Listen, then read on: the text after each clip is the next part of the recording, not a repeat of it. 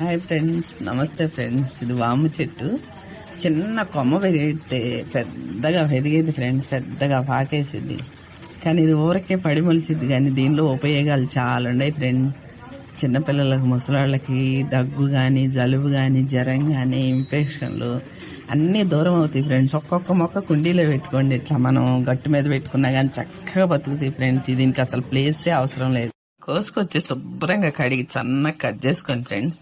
గోధుమ పిండిలో ఇలా తగినంత సాల్ట్ వేసుకుని సన్నగా కట్ చేసిన అది వేసి బాగా కలపాలి. చపాతీ చేయడానికి బాగా ఒక 5 నిమిషాలు ఇట్లా బాగా కలుపుకోవాలి ఫ్రెండ్స్. మృదువుగా అయింది.